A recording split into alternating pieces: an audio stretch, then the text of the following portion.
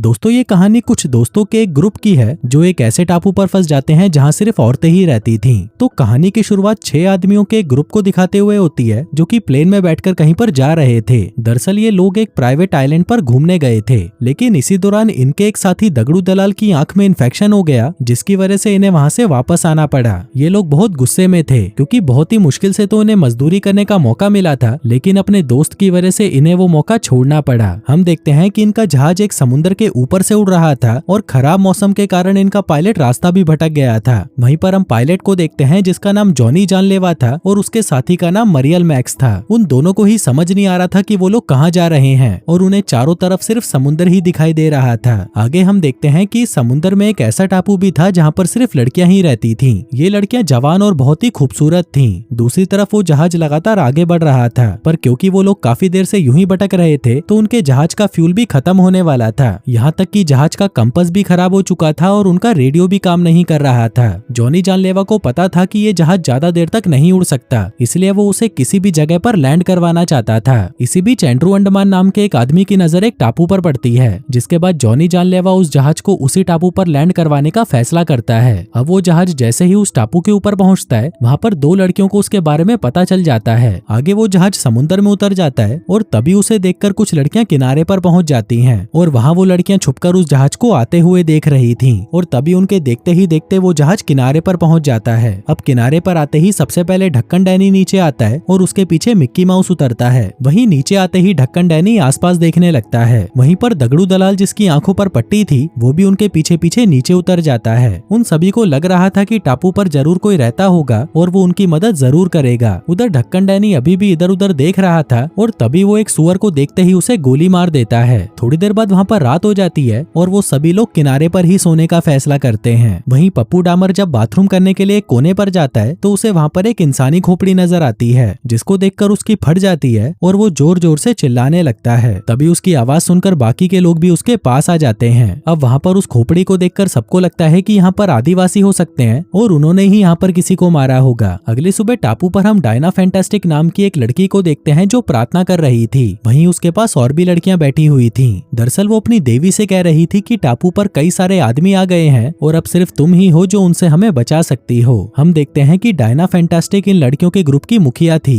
वहीं बाकी की सभी लड़कियां भी बहुत ज्यादा डरी हुई थीं। उधर एंड्रू अंडमान और मरियल मैक्स टीम बनाकर पानी ढूंढने लगते हैं। वहीं एक टीम मिक्की माउस और ढक्कन डैनी ने भी बना रखी थी और ये दोनों भी पानी ही ढूंढ रहे थे। और वहीं जहाज में केवल नील नपुंसक और दगड़ू दलाल ही बचे थे। अब वो दोनों बातें कर ही रहे थे कि तभी एक आदिमानव उनके पास आ जाता है, पर तभी नील नपुंसक उसे देखते ही गोली मार देता है। उधर एंड्रू अंडमान और मरियल मैक्स आगे बढ़ रहे होते हैं, पर तभी उन्हें एक फ्लेयर गन की आवाज सुनाई देती है। दरअसल ये फ्लेयर गन नील नपुंसक ने चलाई थी। इसी दौरान एंड्रू अंडमान और मरियल मैक्स की नजर एक लड़की माया मरवाले पर पड़ती है जो कि किसी से डरकर भाग रही थी। दरअसल उसके पीछे एक आदिवासी पड़ा हुआ था। तभी उस लड़की की नजर जैसे ही उन दोनों आदमियों पर पड़ती है तो वो उनसे डरकर दूसरी तरफ भागने लगती है। तभी एंड्रू अंडमान भी उस लड़की का पीछा करने लगता है, जबकि मरियल मैक्स गोली चलाकर उस आदिवासी को मार देता है। वहीं वो लड़की लगातार भाग रही थी, पर तभी एंड्रू अंडमान उसे दबोच लेता है, लेकिन वो लड़की उसका हाथ काटकर वहां से भाग जाती है। दूसरी तरफ मिक्की माउस और ढक्कन डैनी भी एक लड़की को देखते हैं, पर इससे पहले कि वो उससे कुछ बात करते वो लड़की डरकर वहां से भाग जाती है। वहीं एंड्रू अंडमान और मरियल मैक्स एक जाल में फंस जाते हैं और ये जाल उन पर वही लड़कियों ने फेंका था। अब उन लड़कियों ने इन दोनों को घेर लिया था और डायना फैंटास्टिक इन दोनों को मारना चाहती थी, पर तभी वहाँ पर माया मरवाले आकर कहती है कि इन दोनों को मत मारो क्योंकि इन्होंने मुझे आदिवासी से बचाया है। अब माया की बात सुनकर डायना फैंटास्टिक वहाँ से चली जाती है, जिसके बाद माया मरवाले उनके पास आती है और उनका जाल काटकर वहाँ से चली जाती है। आगे ढक्कन डैनी और मिक्की माउस उसी जगह पर पहुंच जाते हैं जहाँ पर कुछ देर पहले डायना फैंटास्टिक प्रार्थना कर रही थी। उधर एंड्रू अंडमान और मरियल मैक्स अपने जहाज के पास पहुंचते हैं और तभी उसमें से एक आदिवासी की लाश नीचे गिरती है। अब ये देखकर वो दोनों जल्दी से जहाज में जाते हैं और पप्पू डामर से उस लाश के बारे में पूछते हैं। इसी बीच वो लड़कियां उस आदिवासी की लाश को उठा ले जाती हैं जिसे मरियल मैक्स ने मारा था। जिसके बाद डायना फैंटास्टिक अपने कबीले से कहती है कि मेरी अभी अभी देवी से बात हुई थी और देवी ने मुझे बताया है कि हमारे टापू पर एक बहुत बड़ी मुसीबत आने वाली है। अब डायना फैंटास्टिक की बात सुनकर सभी लड़कियां डर जाती हैं। फिर रात को सभी लौंडे समुद्र के किनारे ही सोते हैं। अगले दिन सुबह होते ही पप्पू डामर आदिवासी की कब्र को तैयार करने लगता है जिसको उसने कल ही मारा था। अब इससे पहले कि वो उस आदिमानव को दफना पाता, उसके सामने वो लड़कियां आ जाती हैं। वहीं उनको देखते ही बाकी के आदमी भी वहां पर आ जाते हैं। वो लड़कियां उनसे उस आदिमानव की लाश मांगती हैं हैं जिसको वो लोग बिना कुछ सवाल करे उन्हें चुपचाप दे देते हैं। तभी मरियल मैक्स उन्हें कहता है कि हमें इन सभी लड़कियों से दोस्ती कर लेनी चाहिए ताकि हम उनकी मदद से इस टापू से निकल सकें। अब मरियल मैक्स की बात सभी को पसंद आती है क्योंकि सभी इस टापू से निकलना चाहते थे, लेकिन ना तो इनके जहाज में ज्यादा फ्यूल था और ना ही दिशा दिखाने वाला कंपास काम कर रहा था, जिन कारणों के चलते ये लोग यहाँ से निकल नहीं पा रहे थे। वहीं मिक्की माउस को भी मरियल मैक्स की बात पसंद आती है, जिसके बाद वो जहाज में से कुछ बर्तन और कपड़े उठा लाता है ताकि वो उन्हें उन लड़कियों को तोहफे में देकर उनकी मदद ले सके।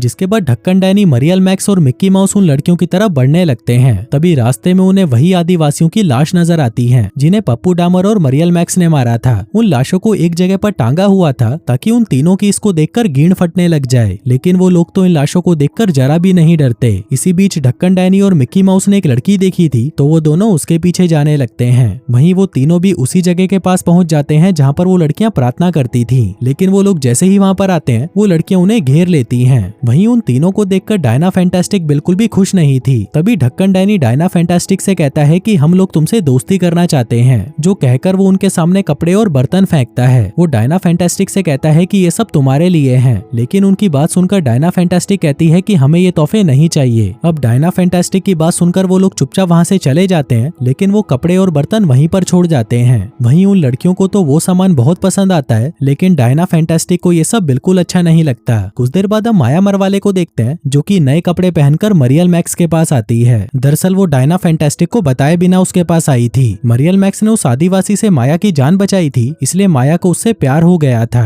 आगे मरियल मैक्स उसे कॉफी पिलाने की कोशिश करता है, पर क्योंकि माया ने कभी कॉफी नहीं पी थी तो वो उसे पसंद नहीं आती। कुछ देर बाद सभी लड़कियां प्रार्थना वाली जगह पर इकट्ठा हो जाती हैं, जिस दौरान माया मरवाले सभी को बताने लगती है कि मुझे मरियल मैक्स से प्यार हो गया है। पर तभी वहाँ पर डायना फैंटास्टिक आ जाती है और वो सबको बताने लगती है कि मेरी अभी अभी देवी से बात हुई और देवी ने मुझे कहा है कि हमें उन आदमियों से दोस्ती कर लेनी चाहिए, क्योंकि उन्हीं की मदद से हम उन आदिवासियों को खत्म कर सकते हैं। आगे जब हम उन आदिवासियों को मार देंगे उसके बाद हम उन आदमियों को भी मार डालेंगे। वहीं डायना फैंटास्टिक की बात सुनकर सभी लड़कियां हैरान हो जाती हैं, क्योंकि वो सभी लड़कियां तो उन लड़कों के साथ मजदूरी करना चाहती थीं, लेकिन डायना फैंटास्टिक की बात सुनकर वो सभी लड़कियां दुखी हो जाती हैं। दूसरी तरफ हम ढक्कन डैनी और मरियल मैक्स को किनारे पर बैठकर बातें करते हुए देखते हैं। इसी बीच दो लड़कियां उनके पास आती हैं और उनसे बातें करने लगती हैं। वहीं एंड्रू भी समुद्र में मछलियां पकड़ने की कोशिश कर रहा था। तभी उसको देखकर एक लड़की उसके पास आती है, पर तभी ढक्कन डैनी भी उस लड़की के पीछे पीछे आ जाता है। वहीं मरियल मैक्स के पास माया बैठी थी, पर तभी मौका देखकर मरियल मैक्स उसे पकड़कर चूसने लग जाता है। अब ये करके माया को बहुत अच्छा लगा था, तो वो भी मरियल मैक्स को पकड़कर चूसने लग जाती है।